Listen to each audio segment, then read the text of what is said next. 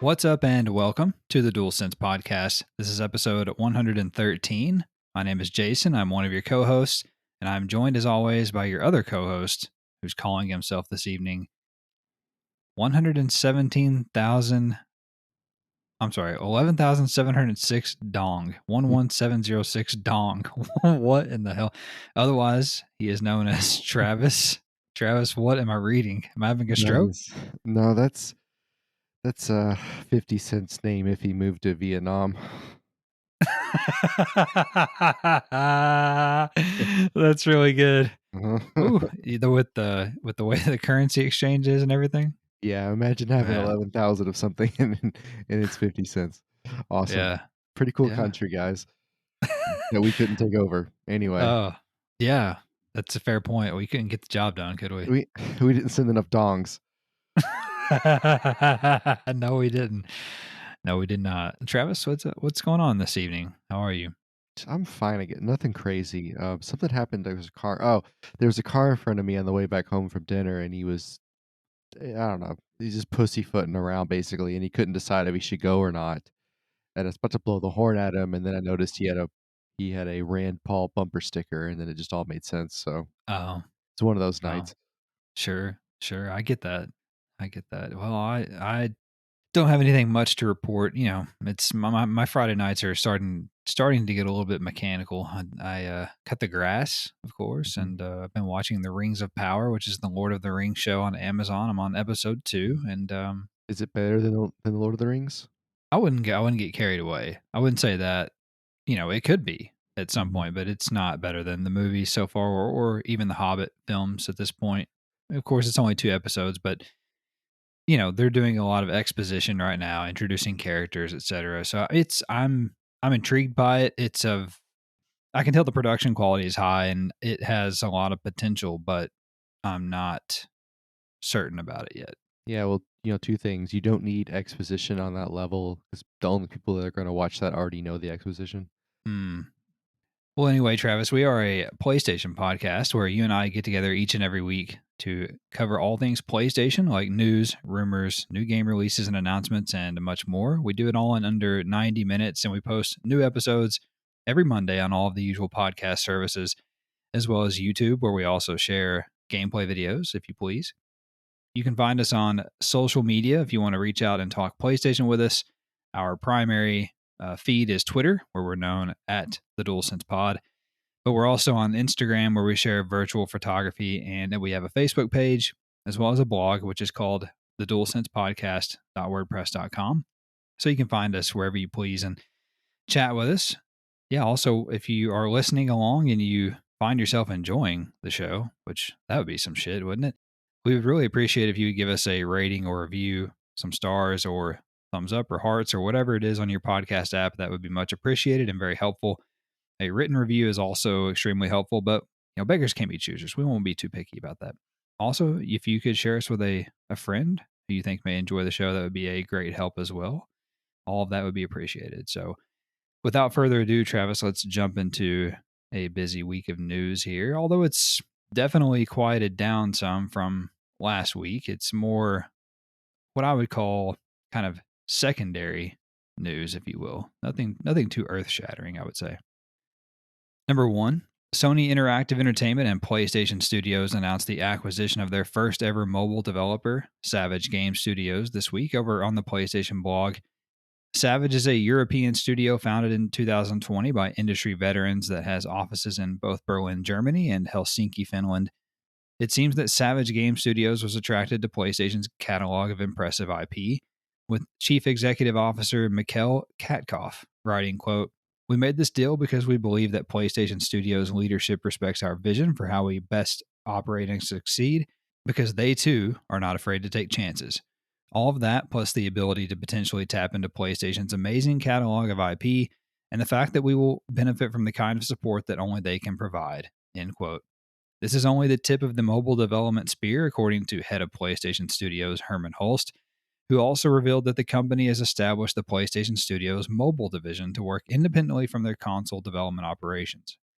Holst likened the newly created mobile division to their PC initiative, saying, quote, "Our mobile gaming efforts will be similarly additive, providing more ways for more people to engage with our content, and striving to reach new audiences unfamiliar with PlayStation and our games. Savage Game Studios is joining a newly created PlayStation Studios mobile division, which will operate independently from our console development and focus on innovative, on the go experiences based on new and existing PlayStation IP. End quote.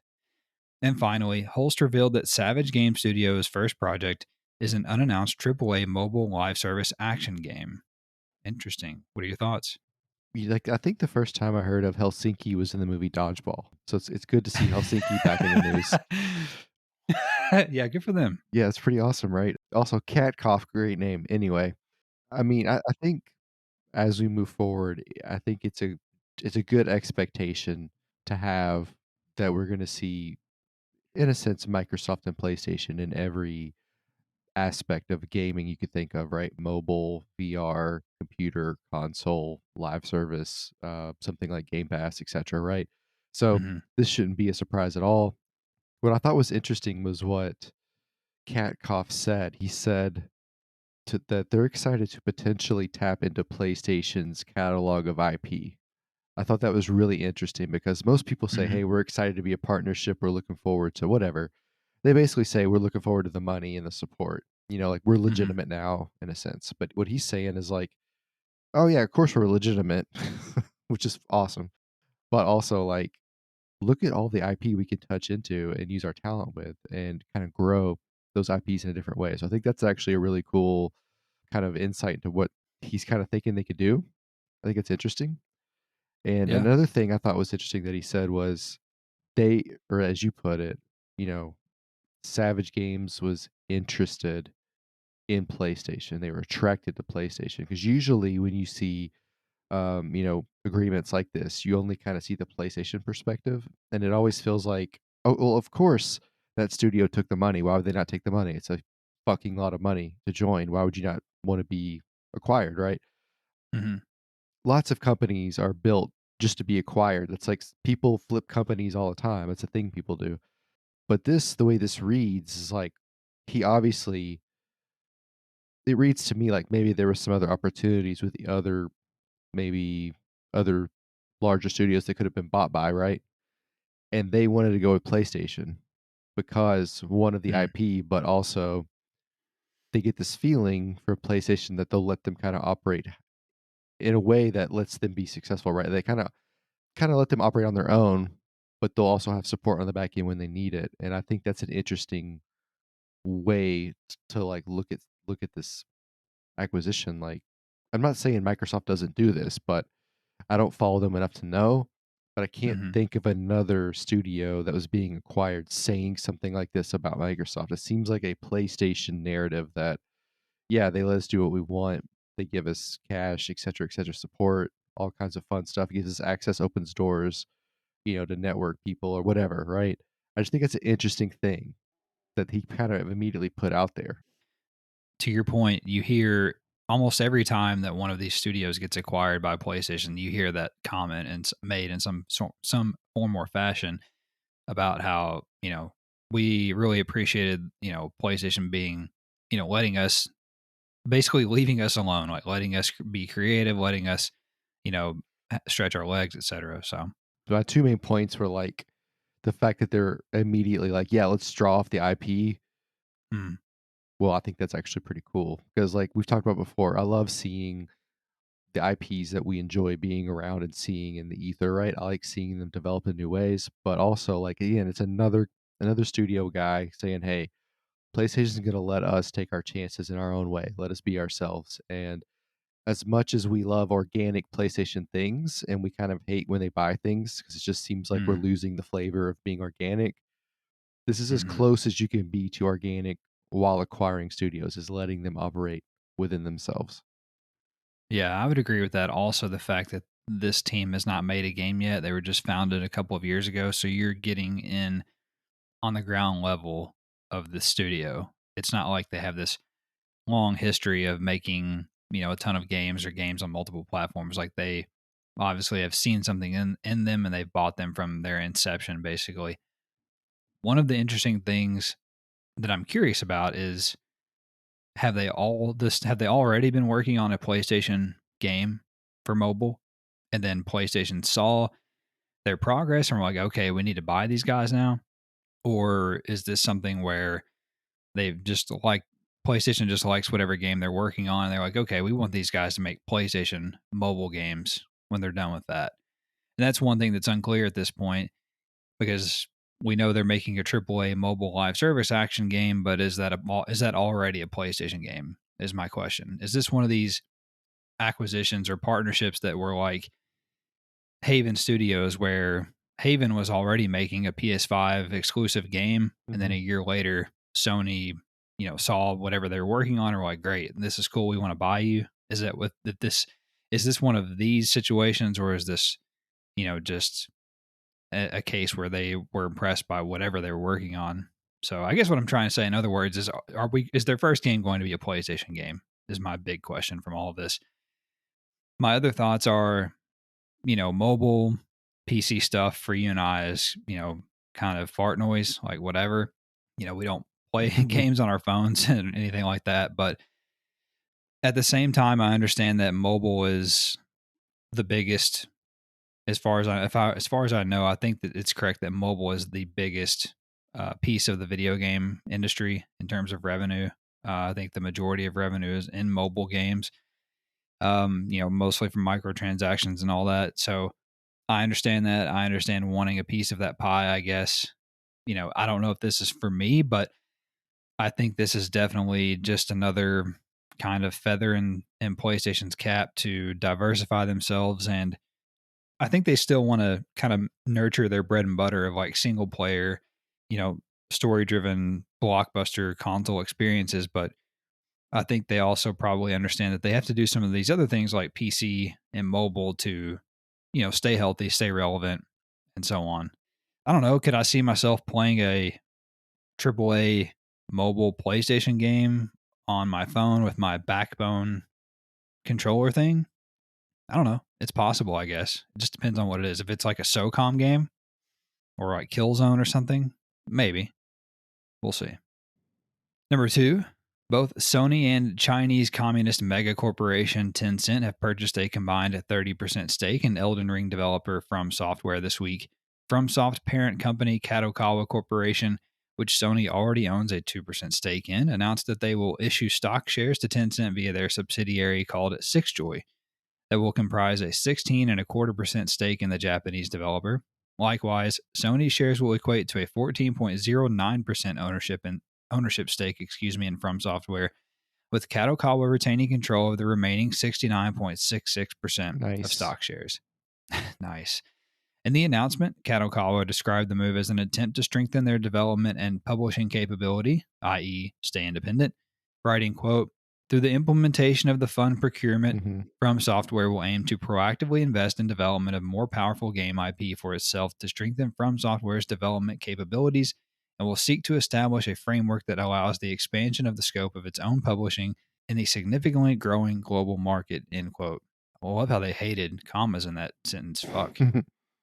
Anyway, what are your Mhm. thoughts on PlayStation getting in bed with the communists and Mhm. now having a big stake in the Yeah. From Software folks? Communist against commas. Yeah, Anytime you bring up 10 cent, I go from hard to from soft. that's right. Anyway. That's good. Beautiful. Brilliant.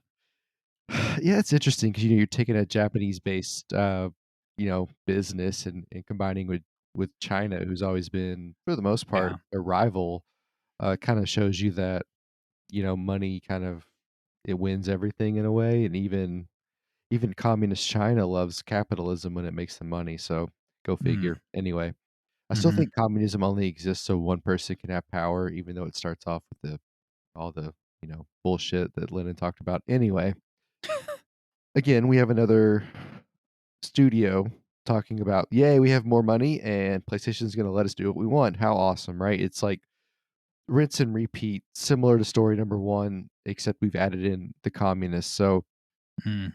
whenever you read stories like this or hear about stories like this, they're talking about, "Hey, we're gonna issue stocks through a subsidiary." All I'm thinking about is tax evasion and tax breaks and shell companies. So, That's not Yeah. surprising to come from a communist group like Tencent. I would s surely expect that, and I'm sure Sixjoy has a bank account they're tied to another company offshore that, is in Taiwan or something like that, even though it's not a real country according to them, but it gives them a tax break 'cause it's not a real country.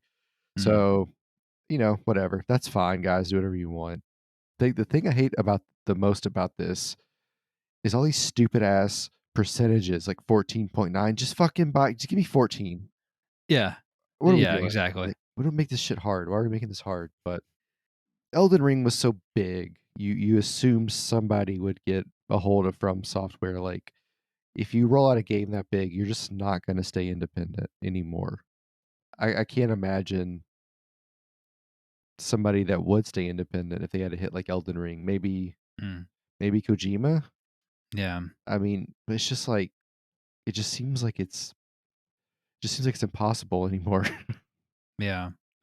From Software has been on the map for a while. They made Bloodborne and, Demon Souls and others, the original, the PS3 Demon Souls. They make a lot of very highly regarded games, but they didn't have what I would say is mainstream, like huge mainstream Mhm. success until Elden Ring. So I do agree with you. I think that although they were on the map, that like fucking like put a star like where they were at on the map. It made everyone aware. It dropped a pin, if you will, for From Software on everyone's map. So I think though that I'm I want to get a little bit conspiratorial for a minute, and this Mm. won't surprise you, but I wonder if Tencent wanted to buy a bigger stake of From Software, maybe a controlling stake. And I wonder if From Software, also being a Japanese company, went to Sony and were like, "Hey, these motherfuckers are about to buy us, like all of us, and we don't want to do that. We need your help. We need you to come buy enough of a stake in our company that it's going to throw a wrench in Tencent's plans." In my head, I that's what happened, and I Mm. hope that that's the case. I hope that Sony was like a white knight in all of this, Yeah. and they kept Tencent from taking over from Soft. That's what that's what I want to You believe. mean, But like, keep your enemies closer? yeah, exactly. They're literally on the So board with you, can't be any closer. right. So because the other way to look at this is that now if there's basically three stakes in this company. So if Tencent wanted to vote to do something, then From Software or all they have to do is call Sony up or vice versa. Sony call From Software and say, "Hey, let's vote against them." 2-1, and it's done. So in a way, From Software has kind of built in some protection for themselves in this deal. If that was a goal, I don't know. But anytime that I read a story about Tencent purchasing or acquiring a stake in anything, it makes me cringe because they're like Embracer. They in the way in the way that they acquire so much shit, but they're, from what we can tell so far, much more nefarious in my opinion than Embracer, having the ties to the Chinese Communist Party. So it just makes me just fucking roll my eyes every time I see Tencent. And yeah, like you, the percentages make me they frustrate me greatly. Like, can we not just get even numbers, like rounded numbers? I don't know, but this is interesting. We'll see. The other thing that we haven't talked about too is what does this mean for the future of From Software games coming to other platforms? Mm. Does this mean that now when they release games, they're only going to be on PlayStation and PC potentially, but not on Xbox? I mean, PlayStation or Sony, I should say, is one of your major shareholders now. So could they make that happen? I don't know. We'll have to see down the road what that means. I think definitely PlayStation and PC because those games, like you said, they were a little bit niche before Elden Ring, but they are definitely designed for a certain type of gamer. A gamer I think you call a more serious gamer. And Hmm.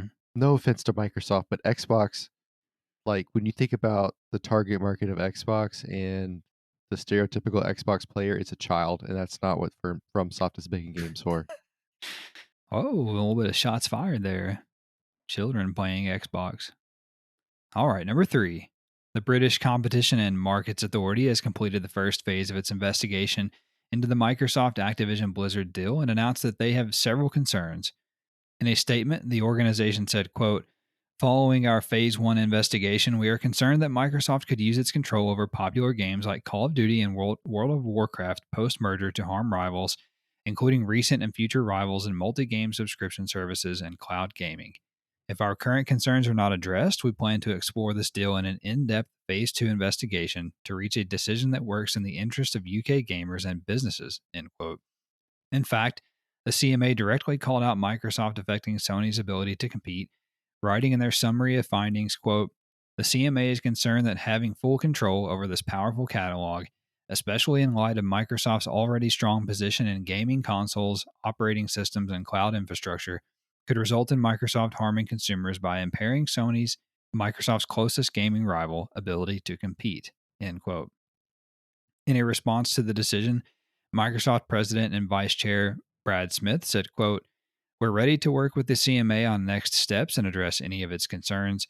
Sony, as the industry leader, says it is worried about Call of Duty, but we've said we are committed to making the same game available on the same day on both Xbox and PlayStation. We want people to have more access to games, not less." End quote.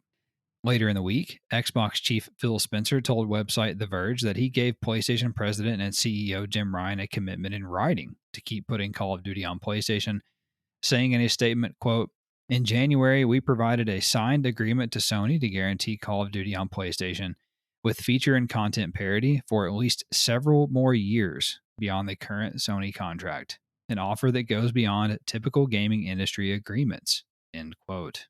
Interesting. What do you make of all this?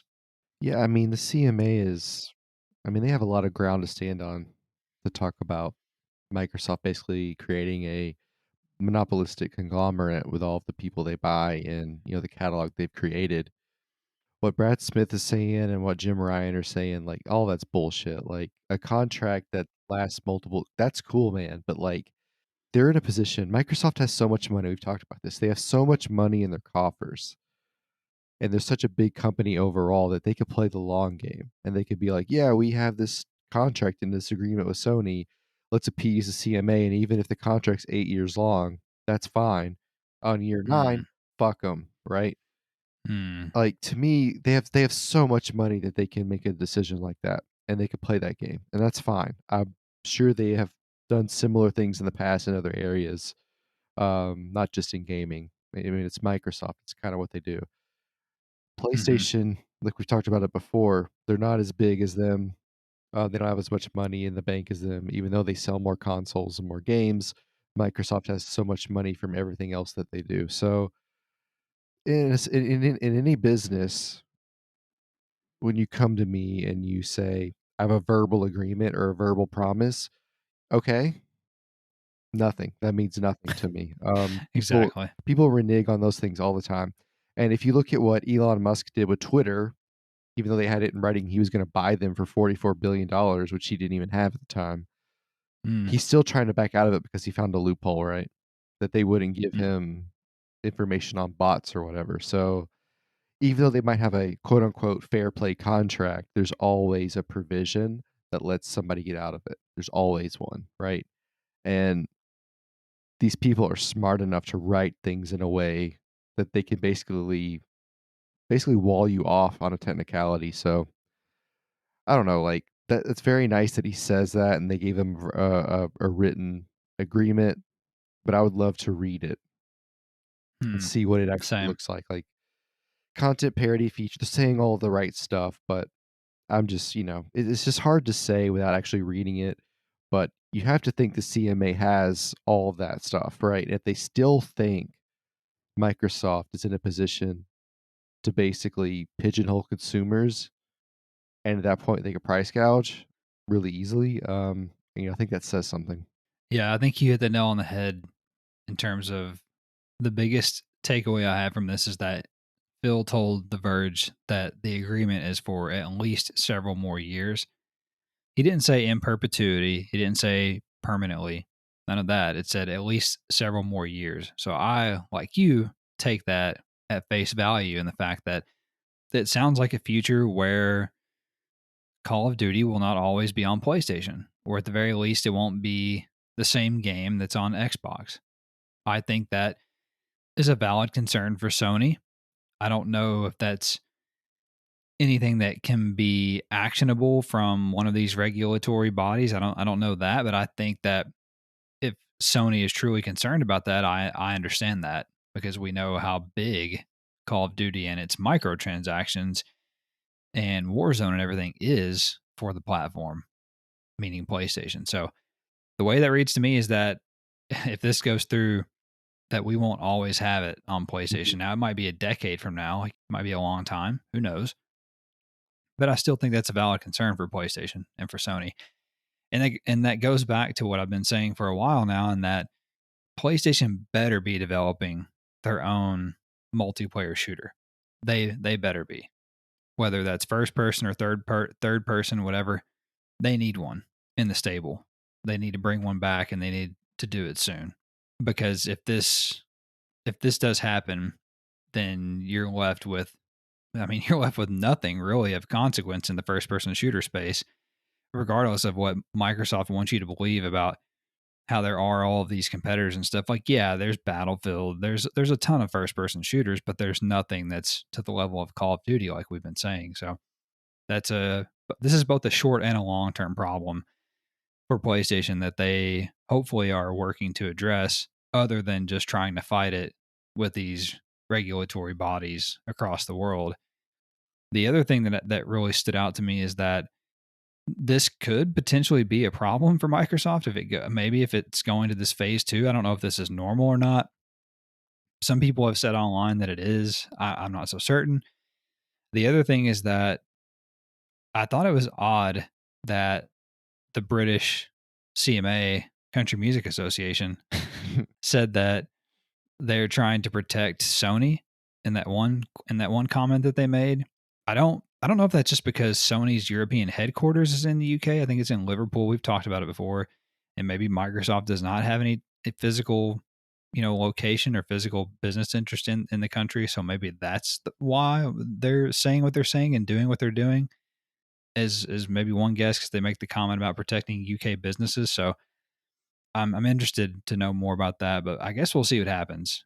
But people seem like the deal is not in any type of jeopardy. But I hope PlayStation is preparing accordingly, regardless of what the future is.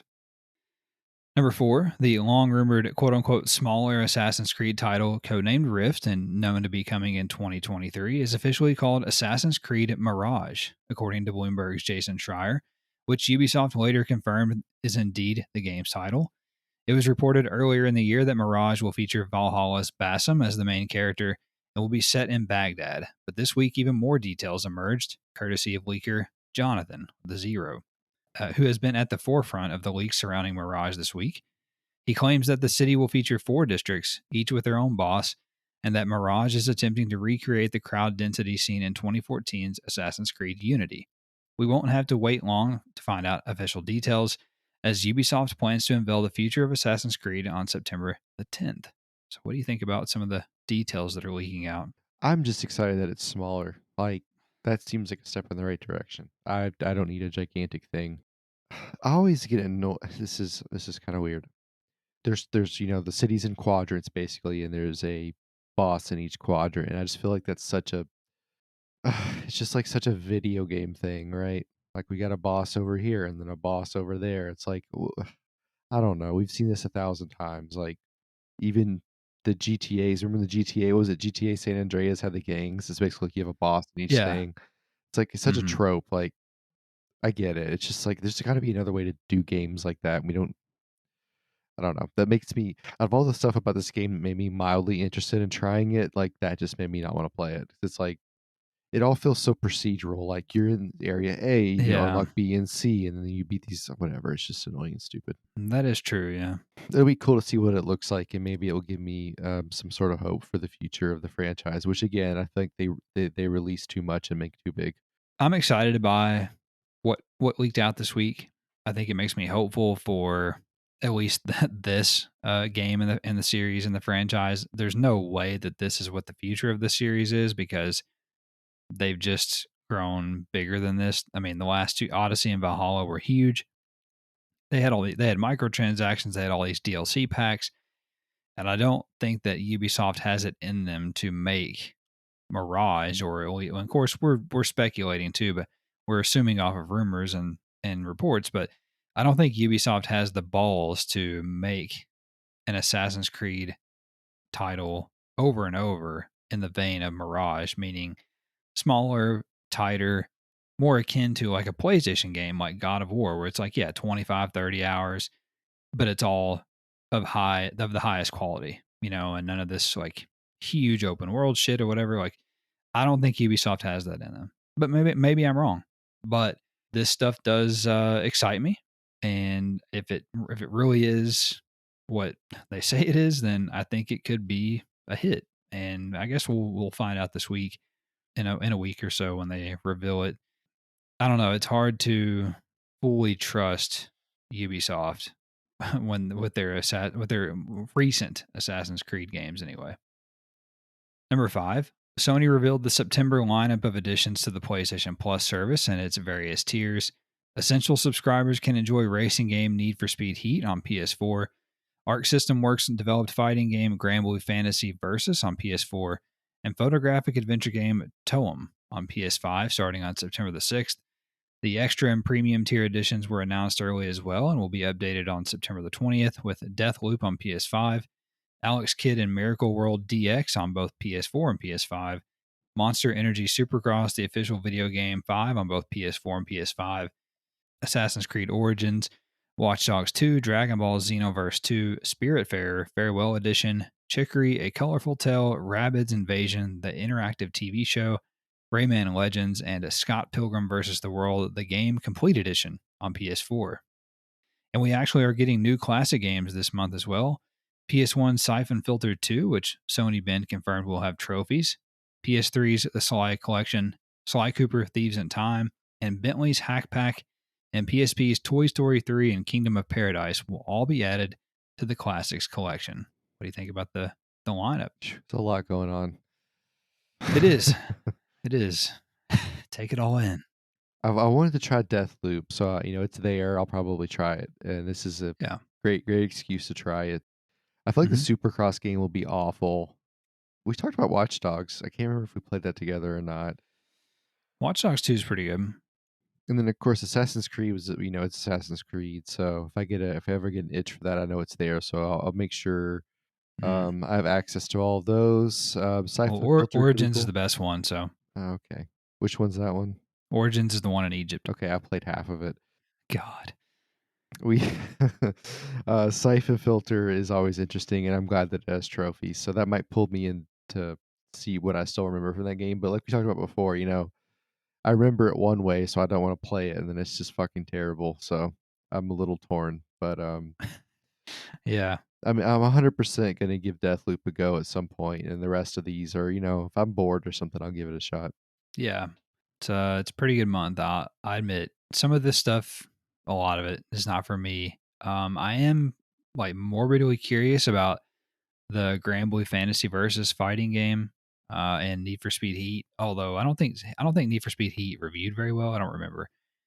Deathloop is fine. I never finished it. It just kind of wore thin for me. But I mean, a lot of people had it as their game of the year last year, so there's that. I am looking forward to trying Monster Energy Supercross. I want to try that out and see how it is on PS5. Kind of, just could be in the mood for that. Assassin's Creed Origins has a 60 frames per second update on PS5 now, so I'm excited about checking that out as well. And then that Spiritfarer game, I'm going to check that out too. I've heard a lot of good things about that, and I feel like I played it for like 5 or 10 minutes or something on PC, and I feel like I remember it being kind of cool, having a unique art style. So I'm going to check out a few things. I think it's a pretty good month. The classic games, I still think that they're leaving a lot to be desired on the classics.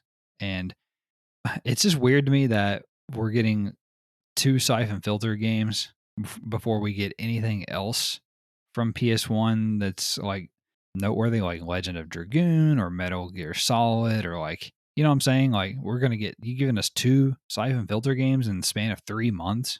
I don't know. I guess it makes sense. I don't know. You just trickle them all out. And we know there's more coming too, is the other thing, but I just feel like they could do better with the classics. Yeah, I feel like once they made the first one, it's kind of easy to make another one. Yeah, that is true. It's like Bend already knows how to get it on PS5 or whatever. So, yeah, that's a good point. Number 6, Travis, we also have a bunch of news nuggets as well. Feel free to jump in here.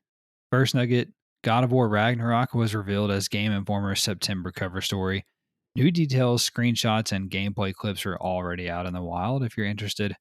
And I know there's some gameplay from Game Informer floating around out there that I'm going dark on the game, so cannot really tell you anything about it. But if you want to see it, it's out there.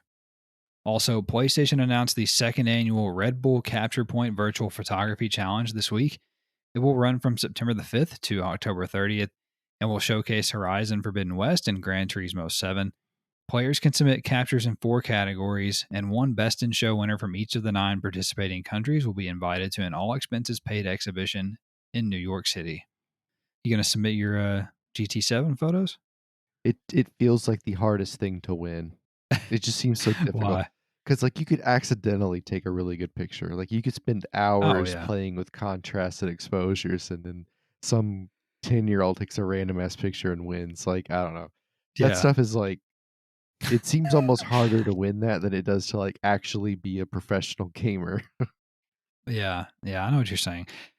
It does give me hope though, because the people that are judging the photos are actual virtual photographers, and they're people that like I know who they are, like very like some of the most well known people who take video game pictures. So that gives me some hope that they'll be able to weed out some of the shit like you're talking about. Like, but if it was like Jim Ryan and just like the social media person that runs the PlayStation account or whatever the fuck, like yeah, 100%. There's we would have no hope for a fair playing field.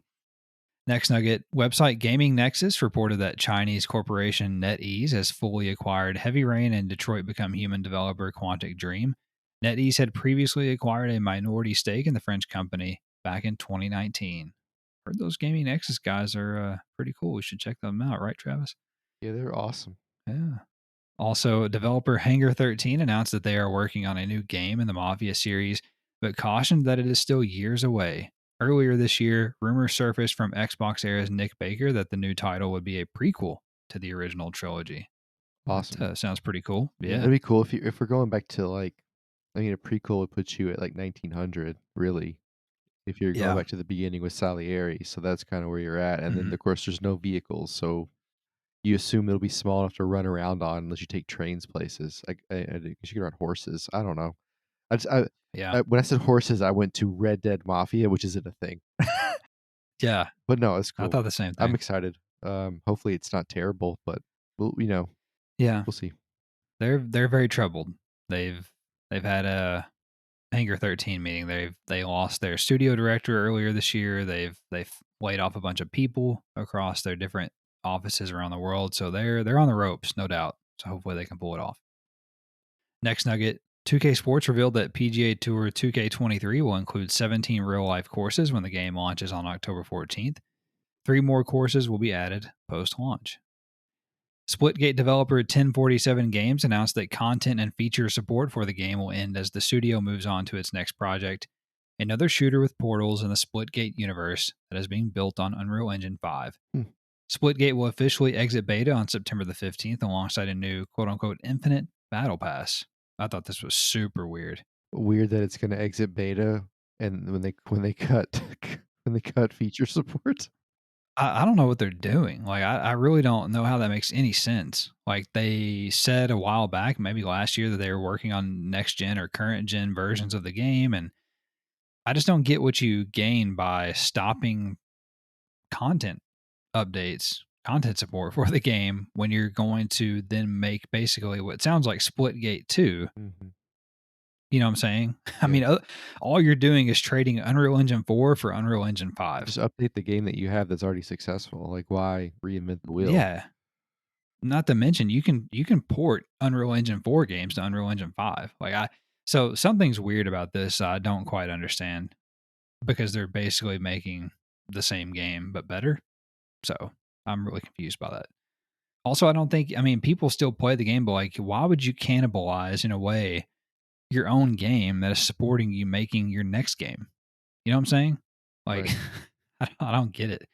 Like, you need the content to come to your current free to play game to make money, so that you can then make your next free to play game. I'm just confused on so many levels. Other people were very baffled by this as well, so we'll see. Bold strategy. Next nugget, website Video Games Chronicle reported that a new, lighter PS5 model has been released in Australia. The new CFI 1200 series models, both disc and digital, are lighter than the launch model of the digital edition. But nobody knows what's changed on the insides of them. But It's just it's all upside down. VGC's Andy Robinson reported that sources are telling him a Silent Hill game reveal will be taking place sooner rather than later, perhaps at Tokyo Game Show, which is coming up soon. Ubisoft has postponed the closure of online servers for 15 of its games from September 1st to October the 1st. Multiple Assassin's Creed titles, Far Cry 3, and Splinter Cell Blacklist, among others, are all scheduled to be taken offline. So why delay it? I don't understand that. I don't get that either. No idea. I mean, it's not like you're bringing something online. You're just turning something off. I don't know. I need more time to do that, but okay. Also, the first season of Peacock's Twisted Metal series finished filming this week. It's interesting. Okay. Yeah, sounds like we're going to get the Last of Us show, and then we're going to get this show after that, probably sometime in like late spring, early summer. Yeah, when do we get to start seeing some footage here? I would say around Christmas. Yeah, would be my guess. Twisted Metal, I can't really go dark on it because it doesn't make sense to me, so I have to see it. Yeah, I agree. And well, it's got a stupid cast. It's got like Will Arnett, Anthony Mackie, the dude from the Captain America movies, and Neve Campbell is in it, and it's just all kinds. What's in Neve Campbell? Of people, Campbell? so she's the main woman in Scream. The one that died? No, she didn't die. She's Sydney from Scream. No, is Neve Campbell the constable that dies in Peaky Blinders the first season? Spoiler. No, Neve Campbell is a female. Also, Netflix has canceled their Resident Evil series after just one season. Shocker. Netflix also announced that their Cyberpunk 2077 anime series, Cyberpunk Edgerunners, will release on September the 13th, with all 10 season 1 episodes available at once. A new conference presentation from Sony reveals that European PlayStation players are most likely to earn a platinum trophy for a game, while Japanese players have the highest trophy completion percentages for games. What the fuck's that supposed to mean? They're saying us Americans are lazy. We don't play our games enough. We don't get platinum trophies enough. Right, well, the Japanese one makes sense because I could see it just seems like they would grind. Like I can see that. Oh yeah. And the European players get the most platinums because we have so much discretionary income. We just buy them before we get to the end. The dollar is so strong that we can just buy whatever we want. Mhm. Also, Multiversus is said to be getting a large update next week, most likely with the promised ranked classic arcade modes, and the now confirmed Gizmo from the Gremlins is coming next week, Travis. Player First Games also revealed that guilds and a cosmetic store are also on the way. A Big Chungus trademark has also been discovered, Travis, potentially hinting that the meme character could come to the game at some point in the future. I saw that. What is a guild? Like you're like a band of brothers? Yeah, exactly. Like me and you could have the DualSense Podcast Guild, and we could invite all of our people to be in our guild. That's cool. Like. Well, how does it have a classic arcade game if it's new? I think that what that means is that it's just going to be like, well, that's a good point. I don't know. I mean, like just unranked, maybe. Like instead of saying unranked, they're calling it arcade. Oh, like yeah, I don't can see know. You that. know what I'm Yeah, that saying? makes sense. Gizmo will be interesting. Yeah. The other thing maybe with the arcade mode is maybe you can like turn on like modifiers, like Oh, like every hit's like whatever half damage or twice, 2 times damage or whatever. yeah. Type It's of just like thing. Battlefield Portal and nobody plays it. Shoot him anyway. Potentially. So Gizmo, I presume if you get him wet, he's a different type of character, like just like the Gremlins. Or if he's hungry. I don't know. I guess we're gonna find out. Yeah. Also, Yakuza developer Ryuga Gotoku Studio will show a sneak peek trailer next week of their next game. They are known to be working on a sequel to Like a Dragon as well as a brand new IP. Called Still Like a Dragon. Like a dragon, touched for the very first time. Publisher Konami has said it will announce a new game from a series, quote unquote, loved around the world at Tokyo Game Show on September the 16th. I don't have any fucking hope this is going to be anything. It would be cool if it was Metal Gear, but we'll see. British developer Strikers Inc. has delayed their Unreal Engine 5 developed free to play soccer game UFL. The studio added that the game is 80% complete and it will now come out in early 2020. Well, they didn't say early, but they said 2023. It's a bummer. I mean, I was looking forward to checking that out. SNK producer and designer Yasuyuki Oda told VGC that both SNK and Capcom are interested in making a new crossover fighting game based on the two companies' characters, saying, quote, definitely in the future, that's something that I think everybody on all sides in both parties are interested in making a reality, end quote. SNK, of course, is now owned by the Saudi investment fund. So Saudi Arabia owns SNK now. Pretty cool. Ukrainian developer Frogwares, I love this. The team behind the Sherlock Holmes series, Travis, is promoting its Kickstarter by giving 3 supporters the chance to have a custom message written on a 152 millimeter howitzer shell, which they say will then be fired at Russian targets. The 3 lucky winners will get photographic proof of their message displayed by Ukrainian troops. This is fucking awesome. I love it. It's just great.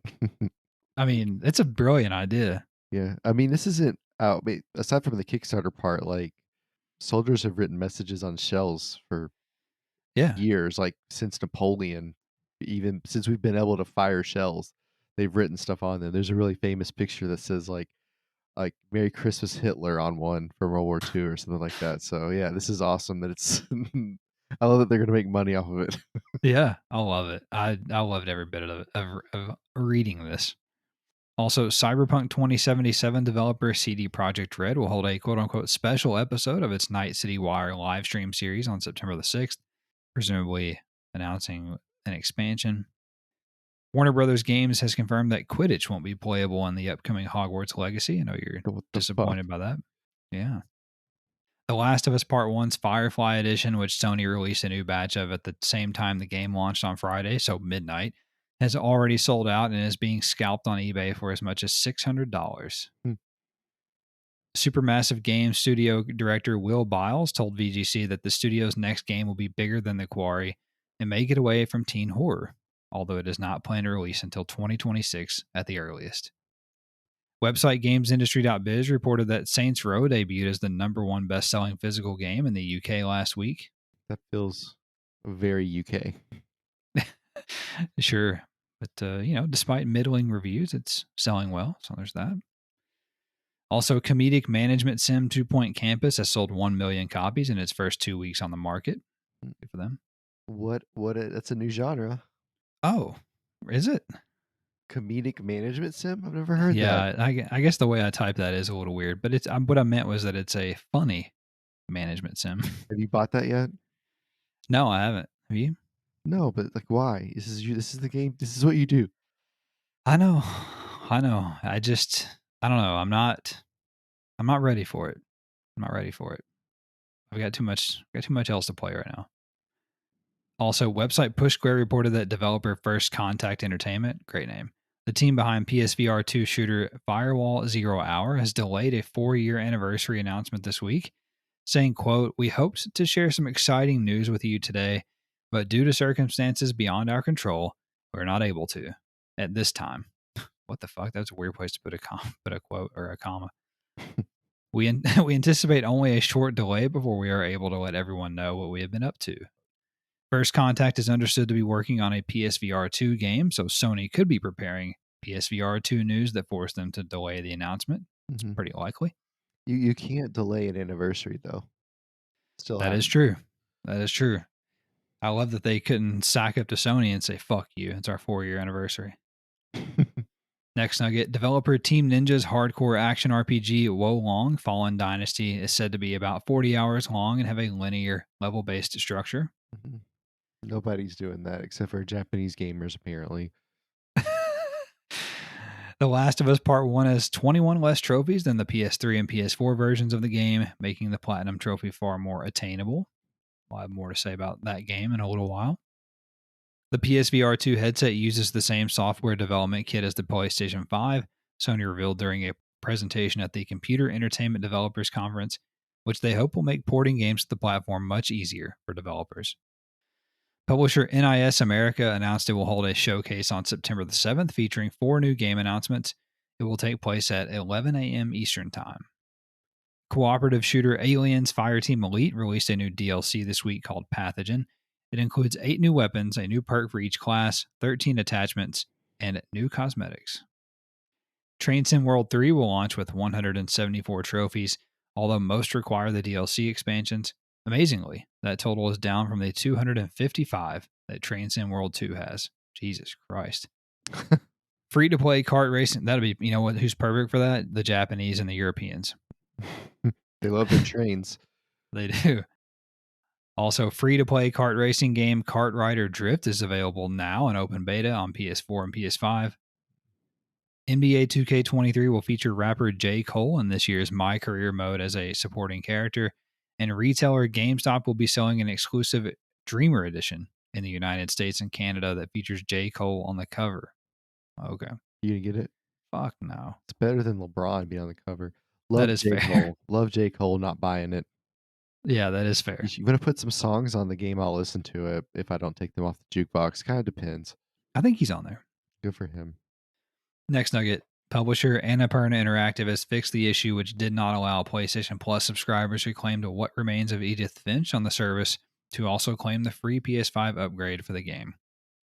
The first ever quote-unquote double Kickstarter that we discussed last week already met its initial fundraising goal of $750,000 and is currently sitting over $1 million and has it hit stretch goals to bring both Armed Fantasia and Pennyblood to PS5 at some point in 2025, so that only took a week.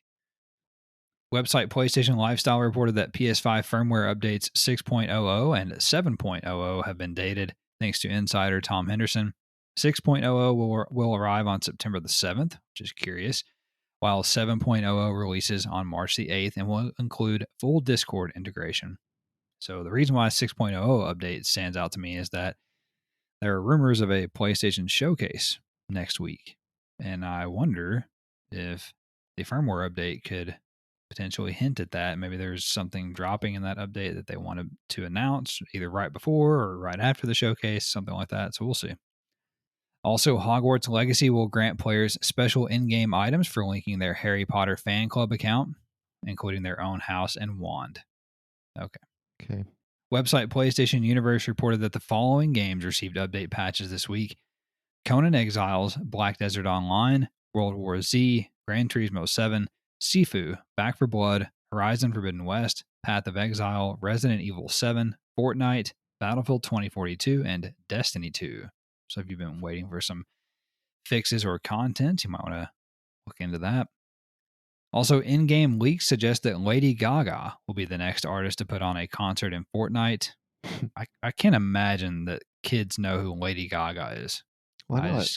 I mean, she's not mainstream anymore. Is she not? Is she like Madonna to our generation? I think so. Yeah, I think so. I don't know. What do I know? Respawn Entertainment's upcoming Star Wars FPS is being made on Unreal Engine 5. Developer IO Interactive's upcoming 007 game may not release until 2025, according to the company's recent financial reporting. That is brutal. Leaker Dusk Golem has claimed that reports of the first 3 Metal Gear Solid games getting remastered are 100% true. He wrote in a Reset Era thread, quote, "I said this in the other thread, but can confirm this is 100% true. I will not be surprised if others have heard about it, but also as recently they've made agreements to distribute." Oh my God, he can't type. This is verbatim. But also as recently they've made agreements to distribution methods and finalized the games to soon be reviewed by review boards and the like. Very likely these get announced relatively soon, end quote. So maybe that's Konami's announcement. That'd be pretty dope. I would freak the fuck out if they did that. That seems way too cool to have something for them to do. Also, The Witcher voice actor Doug Cockle, who plays protagonist Geralt of Rivia, is providing performance capture on an unannounced game. Yeah, The Witcher 5. Maybe. I don't know. I think Geralt of Cockle would be better. A better name. Or Cockle of Rivia. All right. Developer Striking Distance Studios revealed that it has 4 years of DLC support planned for the Callisto Protocol. God.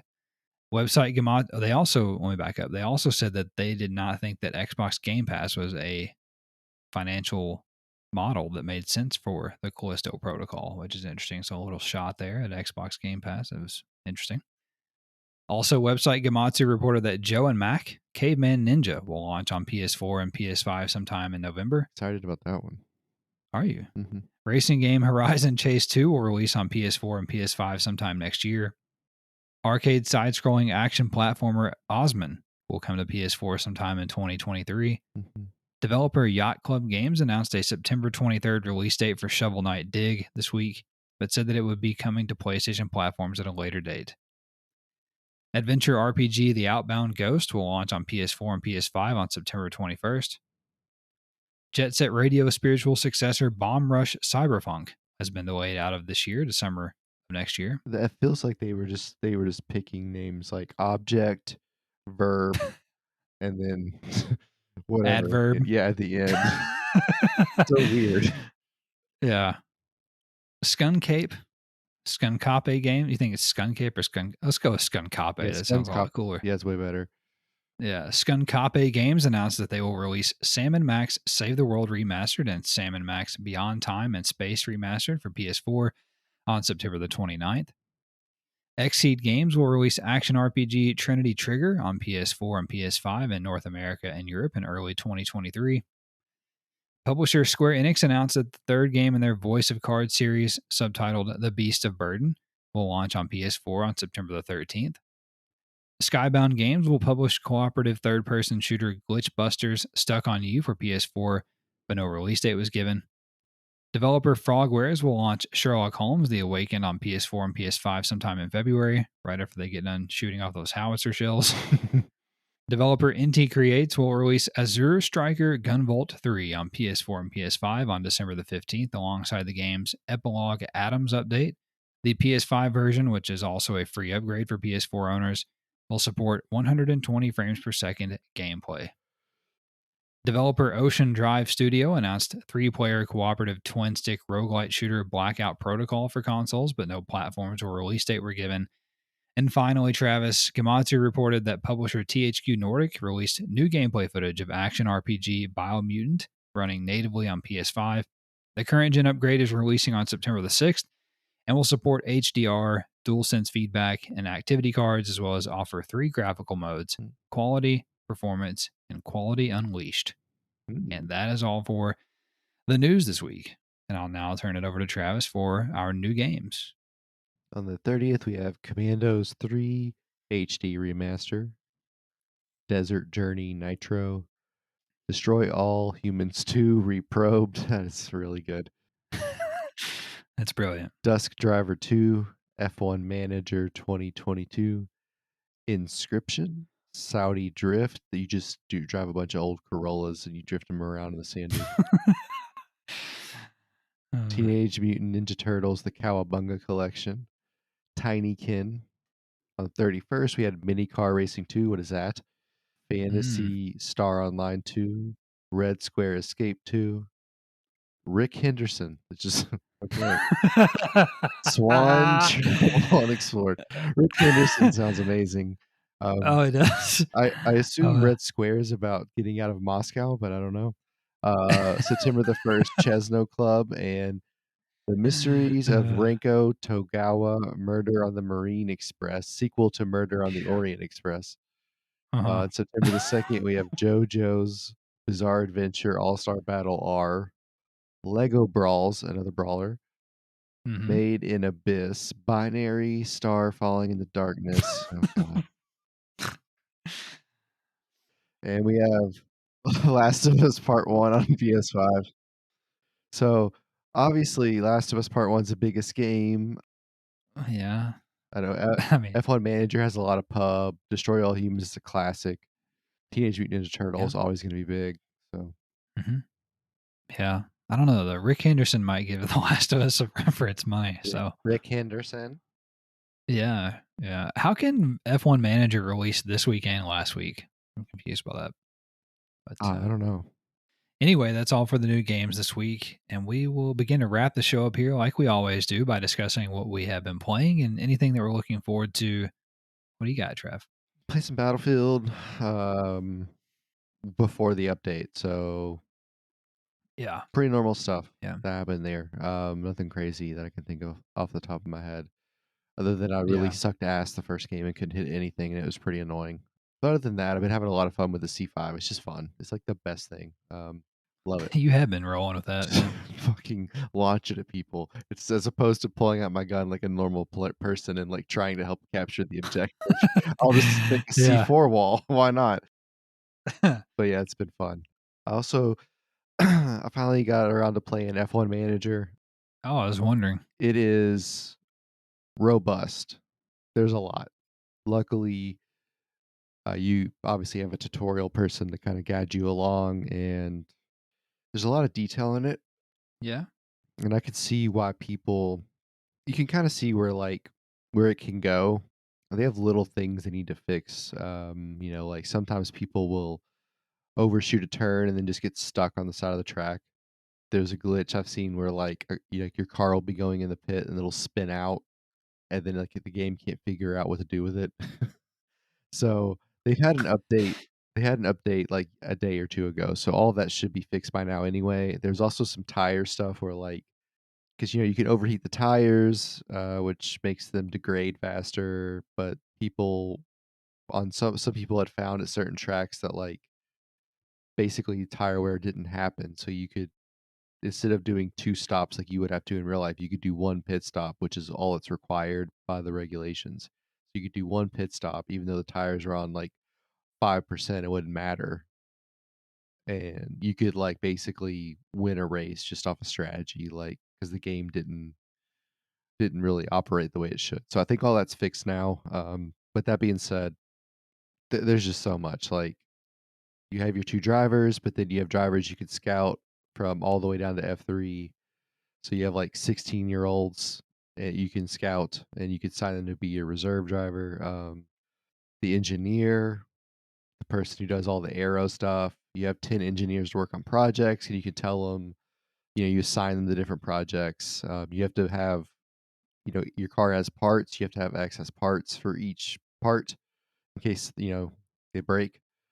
So you have to make sure they're developed and in house and in the warehouse. And then, I mean, gosh, there's so much like, and the scouting reports you get back tell you all kinds of stuff about whoever, even if it's not a driver, even if it's a staff member. So you have all of that, and then like even going into the race, you could have multiple strategies, pit strategies, right? Like I want to use these 2 tire compounds to stop on these laps, or I can do this if it rains, I can do that. There's so much, and even like in the actual race when you're on the track, the presentation is like the TV presentation, so that'll draw a lot of people in, which is a good thing. It's nice to watch. You can adjust the speed so you can go up to 16 times the speed, which can get you through the races really quick, which you will need because nobody wants to sit there for an hour. You can micromanage the driver, right? You can tell them when to push, when to lay back. You could tell them not to pass the teammate. You could tell them to hold up other cars for the teammate. That's cool. All kinds of stuff like that. I mean, there's a fair amount, at least on my game. Some people have complained, but on my game, there's a fair amount of incidents where the computer will crash or break down or whatever. I've had a fair amount of those. I thought it's been realistic on that front for me at least. So I'm still learning the game. There's so much. It's like it's just the reason that like I never wanted to play Skyrim because I knew what it could turn into. And it's like they said, what if we made an RPG with racing? And then I was like, fuck, of course you did. So it's like it's Got him. yeah, Gotcha, bitch. it's like if you could do everything you love about NCAA football, but you just watch the games, like you could call the plays and substitutes and stuff like that. Like that's what it's like. The only thing you don't do on the game is drive. You literally do everything. Like everything. It's insane.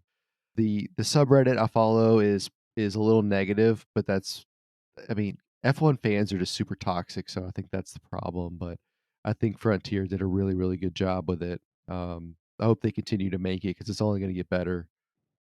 Well, I played some Battlefield 2042 as well, although I have played since the update. I've played a couple different occasions since the update, and I'm looking forward to playing the update with you. The new map is cool. It's like 5 different maps in one, basically, in a way, because the way they have it like sectioned out. Believe it or not, though, and that's on Conquest, I should say. I actually think I like playing it on Breakthrough better. So I'm curious to see what you think about it when we get to play it, hopefully this weekend. But I'm enjoying it so far. I just unlocked the new assault rifle, but I have not got to use it yet. So I'll see about that. I don't remember if we actually played multiverses. I have it on here, but I don't think we did this week. I don't think we did either. Uh, yeah, I don't think we did. I think that's just a holdover that I forgot to delete. But I did play some Cult of the Lamb this week. I'm still loving that game. I haven't played as much as I wanted to because there is a graphical glitch on PS5 since the last update. I think I mentioned it, where the brightness or something is all fucked up. I think I talked about it last week, but I got on Reddit and discovered that I'm not alone. It's not just me. I'm not crazy. That there is some type of issue with like what they call the bloom, where things just like have a like a halo around them and things like that. So there's something going on there that I don't know why they haven't fixed it yet. Uh, but hopefully they fix it soon because the game looks like shit, honestly now, which it obviously did not before. So I hope they fix that soon. I did play a little bit more Saints Row, and I feel about the same about it. I think I might bump it up from a 7 to a 7.5, just based on what I've played this week. The game still, I mean, people were hating on like the dialogue and stuff, but it still makes me laugh occasionally. Like, I don't know, I played a quest this week where you are helping one of your like whatever gang members or whatever in this live action role play, otherwise known as LARP, in this LARP Nice. event, and you're using dart guns. So, and this the shit that they're saying, and they're like kind of being silly about it. Like, I don't know, I thought it was funny. I'm sure other people probably thought it was stupid, but I enjoyed it. So, I can't hate on that part of it. I do think that the gunplay is just lacking some crunch to it in terms of when you kill people, and just there's some missing feedback or something there. And I think not taking advantage of the DualSense was a big kind of failure in that regard because there is no DualSense support for any of its feedback or triggers, as far as I can tell. And but yeah, so I'll keep going with that. But I am distracted by the last thing that I played, which isn't on my list here, but have been playing today, The Last of Us Part One, and I can confirm that it is actually a remake, unlike what some people have been saying, at least leading up to release, that they couldn't see a difference. You gotta be fucking blind, Ray Charles to the bullshit, Uh-huh. to not understand that this is a remake. And so far, it's very good. So far, it seems like a very masterful remake to a already masterful game, one of the best games ever made. So I think they've done it justice, and I'm looking forward to playing more this weekend and getting further in. And I've played about an hour and a half so far, and for me personally, it's worth $70 of what I've seen so far. So very good. Anyway, that's all I've been playing, and that's all that we have both been playing. So we'll get out of here now. If you enjoyed the show, don't forget to leave us a rating or review that I mentioned earlier, or if you could share us with a friend or loved one who you think may enjoy the show, that would be a big help as well. Don't forget to also find us on social media. On Twitter, we are at the DualSense Pod, so that we can talk some PlayStation with you or talk about the show or the week's news. We would love to hear from you. Anyway, we'll get out of here. You guys have a great week. Thanks for listening, and we'll talk at you next time. Bye bye.